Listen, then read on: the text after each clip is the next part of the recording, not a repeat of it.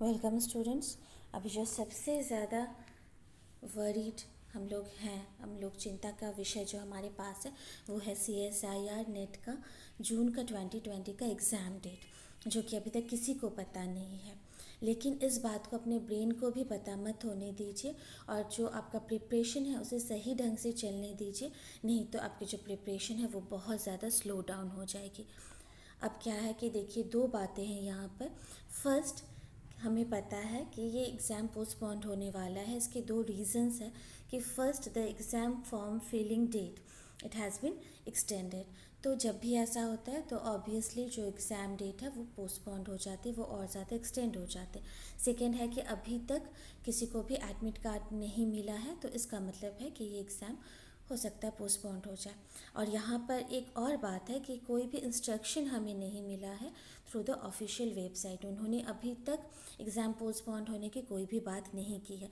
तो ये सारी जो बातें हैं ये कंफ्यूज करती हैं स्टूडेंट्स को। लेकिन आपके लिए सबसे अच्छी बात ये है कि ये इस कन्फ्यूजन में आप अपने ब्रेन को ये कुछ भी मत बताइए कि ये सारे कन्फ्यूजन्स हैं, और आप प्रिपेयर करते रहिए 21 जून के लिए। क्या होगा कि आपका जो प्रिपरेशन है वो बहुत ज़्यादा होगा, स्लो डाउन नहीं होगा और आपको अच्छे रिजल्ट्स मिलेंगे। ये मेरा सजेशन है कि आप इस तरह की चीज़ों को ध्यान ज़्यादा मत दीजिए। और जैसा आपका प्रिपरेशन चल रहा था, जिस पेस से आपका प्रिपरेशन चल रहा था, जिस तरह से आप बहुत फास्ट प्रिपेयर कर रहे थे और सारी चीज़ें आप रिवाइज कर रहे थे, उस तरह से आप करते जाइए। इसलिए क्योंकि दो तरह की थिंकिंग होती है, एक होती है स्लो थिंकिंग और एक होती है फास्ट थिंकिंग। तो स्लो थिंकिंग अच्छी है आर्ट्स के लिए, क्रिएटिव चीज़ों के लिए, लेकिन जो साइंस के स्टूडेंट हैं, स्पेशली जो MCQs के प्रिपरेशन कर रहे हैं और कॉम्पिटिटिव एग्ज़ाम्स के लिए प्रिपरेशन कर रहे हैं, उनके लिए फास्ट थिंकिंग बहुत ज़रूरी है। और इस तरह के न्यूज़ जो एग्ज़ाम पोस्टपोन्ड हो रहा है, ये क्या करते हैं, आपके फास्ट थिंकिंग को प्रभावित करते हैं, उनको कम कर देते हैं। तो यहाँ पर क्या है कि आप एक प्रिटेंडिंग मोड पे चले जाइए और सोचिए कि आपका 21 को एग्ज़ाम है और उसके लिए आप एक महीना, अब आपके पास लास्ट रिवीजन टाइम, और आप अच्छी तरह से अपना जो पूरा मटेरियल है वो रिवाइज कर दीजिए।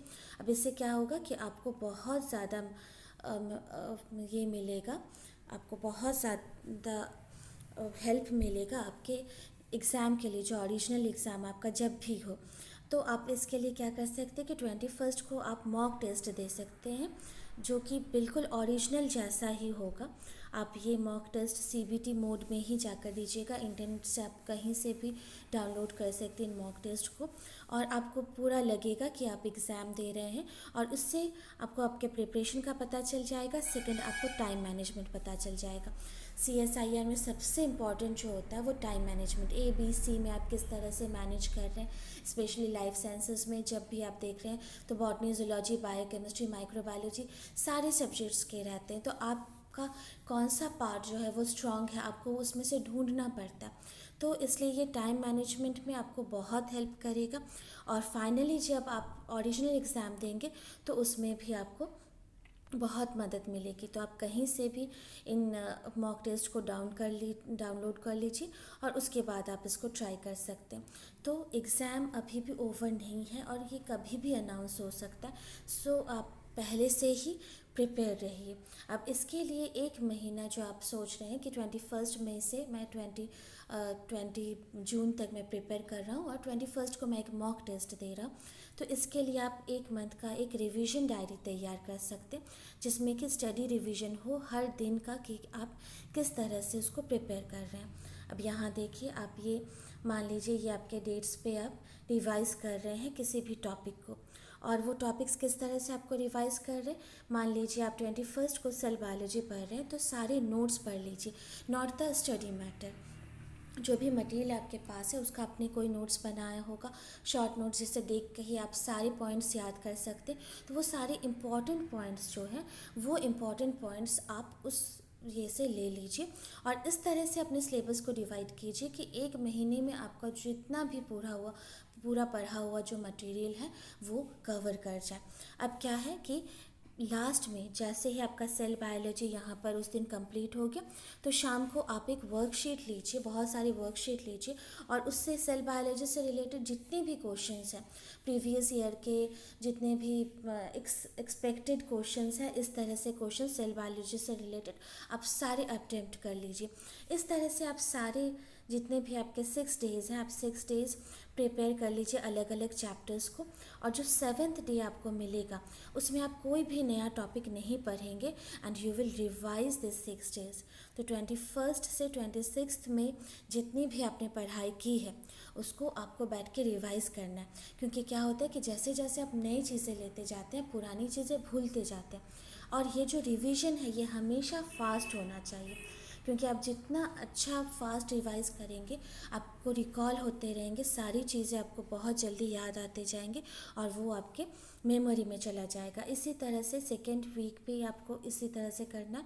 और अब दोनों रिवाइज करना है, जो पहला वाला रिवीजन था आपको वो भी, और जो आपका अभी वाला रिवीजन है वो भी। ये 28 से 3rd तक मान लीजिए आपने किया है, 2nd तक किया है, तो 3rd को आप फिर से रिवाइज़ करें। और इस बार ये वीक का भी कर रहे हैं और पिछले वीक का भी कर रहे हैं, और ज़्यादा आप फास्ट जा रहे हैं और कम टाइम दे रहे हैं रिवीजन को। देखिएगा कि जितने सारे पॉइंट्स थे आपके, जितने इंपॉर्टेंट पॉइंट्स थे वो आपके सब ब्रेन में आते जाएंगे। तो ये क्यों होता है? क्योंकि आपकी जो शॉर्ट टर्म मेमोरी होती है वो लॉन्ग टर्म में चेंज हो जाती है। शॉर्ट टर्म मेमोरी वो होती है, हमने पढ़ा किसी चीज़ को, वी स्टडीड, और हमने उसको समझा, हमने अच्छी तरह से उसको समझ लिया, लेकिन कुछ दिनों के बाद वो जो मेमोरी हमारी फेंट होते जाती है।